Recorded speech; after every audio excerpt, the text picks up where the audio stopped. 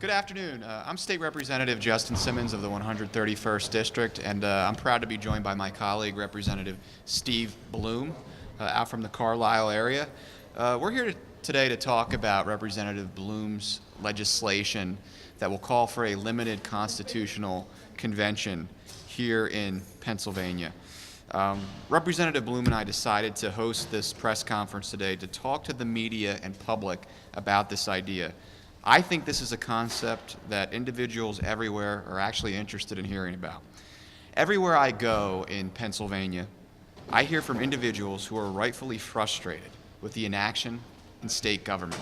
And I know Representative Bloom and myself can both tell you, as members of the state legislature since 2010, we both are frustrated by the inaction in state government and the lack of initiative on certain items that to many people are very commonsensical.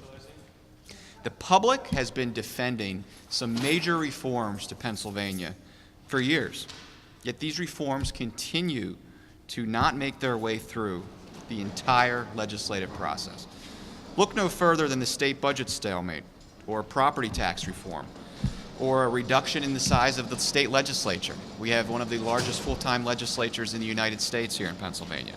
The idea of making ourselves a part-time legislature, like many other states do. Changes to compensation for legislators, changes to the per diem system, having checks and balances on the governor, transparency in the procurement process to end the possibility of no-bid contracts. All these types of commonsensical ideas that poll so well with the public continue to not be addressed in Pennsylvania.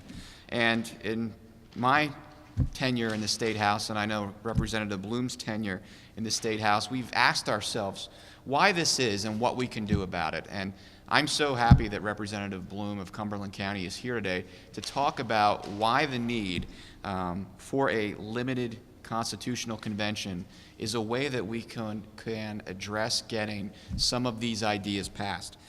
Keep in mind, we have not had a constitutional convention in Pennsylvania since 1967, so this is a big opportunity for Pennsylvanians to take a very direct role in historic change for their government.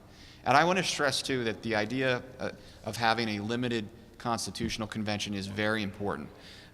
Representative Bloom and I recognize that there are risks of having a runaway constitutional convention. That's why we're talking about a convention limited in scope so we can protect things like our Second Amendment rights. I'm going to turn it over now to Representative Bloom to talk more about the specifics of his bill and why a limited constitutional convention is so important. Thank you. Thanks, Steve. Representative Simmons, thank you for having me here in your district to talk about this important initiative of a limited Pennsylvania Constitutional Convention. As Justin explained, what this bill would do procedurally is create a limited constitutional convention, opening up only those articles of the Pennsylvania Constitution that impact the legislature, the executive branch, and the judicial branch. We would, by statutory language in the bill, prevent any opening of the discussion of the Declaration of Rights section of the Constitution, which many of us hold sacred. So we're only talking about government reform issues. And as we all know, we have seen year after year, decade after decade, attempts to reform the Pennsylvania legislature and other aspects of our government that have failed for inaction on the part of the legislature.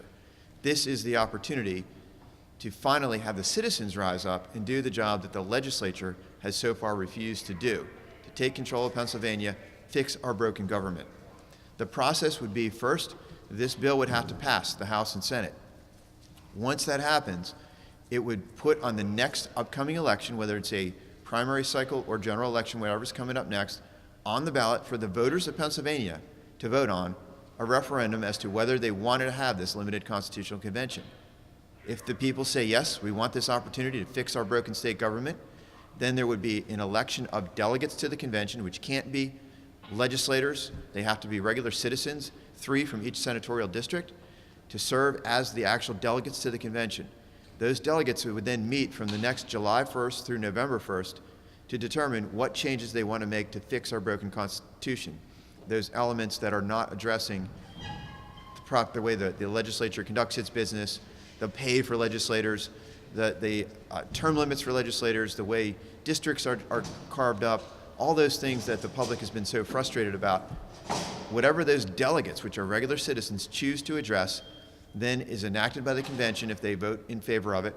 And then those changes would come back to the public, to the citizens, to vote in one more additional referendum at the end of the convention, at the next election, whether or not they actually want these changes to take place. So it's a careful process, it's a deliberative process.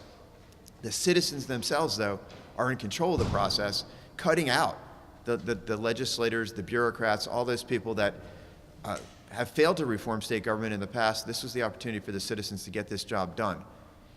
It, again, as Representative Simmons indicated, last time this happened was in 1967, basically 50 years ago. It's long overdue.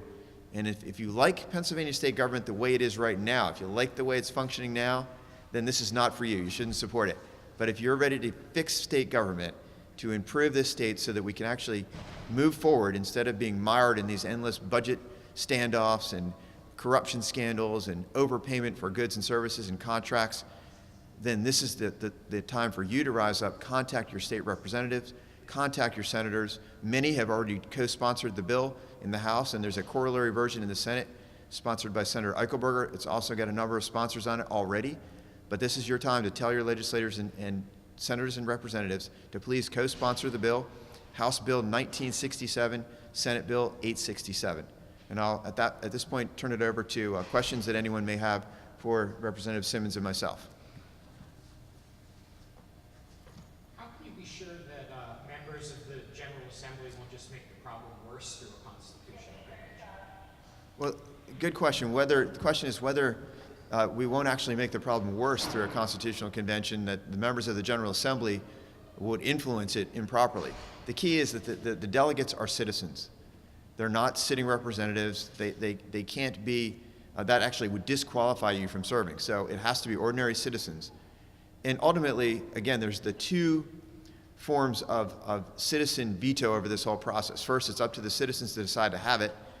And then secondly, at the end of the whole thing, the citizens vote up or down whether they like the changes that have been proposed. So it's got that citizen guarantee because it will be the people of Pennsylvania who choose to have it and then who choose to ratify or accept the ideas that are brought forth from the convention.